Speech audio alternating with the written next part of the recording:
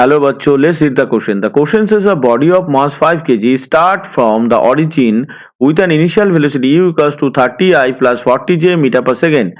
If a constant force minus 6I plus minus 5j Newton act on the body, the time in which y component of the velocity becomes 0. Option A 5 second, option B 20 second, option C 40 second, option D 80 second. तो इस question में जो given data है पहले हम उसको देख लेते हैं. द गिवन डेटा क्या है? द गिवन डेटा है मास ऑफ द ऑब्जेक्ट कितना है? मास ऑफ द ऑब्जेक्ट है 5 kg. उसके ऊपर उसका जो इनिशियल वेलोसिटी है वो इनिशियल वेलोसिटी वेक्टर फॉर्म में कितना है? 30I plus 40j. और एक कांस्टेंट फोर्स उसके ऊपर एक्ट हुआ है. उस कांस्टेंट फोर्स का वैल्यू कितना है?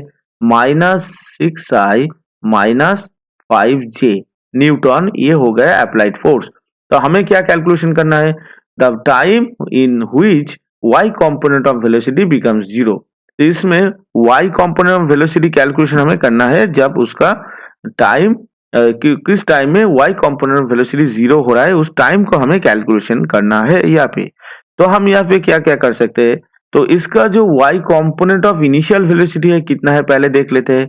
तो y component of initial velocity हो रहा है यहाँ पे 40 और y कंपोनेंट ऑफ फोर्स कितना हो रहा है? और y कंपोनेंट ऑफ फोर्स हो रहा है हमारा -5. ये दोनों इक्वेशन निकल के आ गया. अब y कंपोनेंट ऑफ एक्सेलरेशन कितना होगा?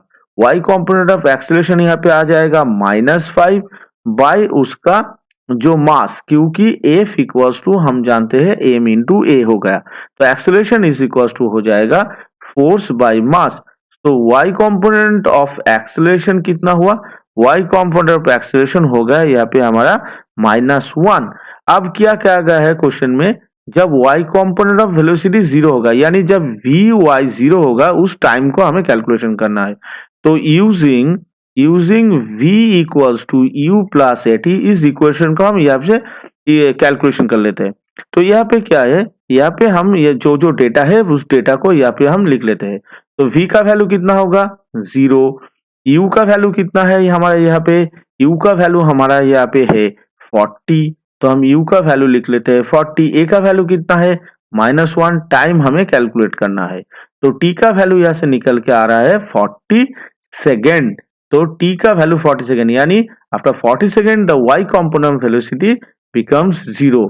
तो हमारा ऑप्शन सी यहाँ पे सही आंसर आ जाएगा. Hope you all understood it well. Best of luck. Thank you.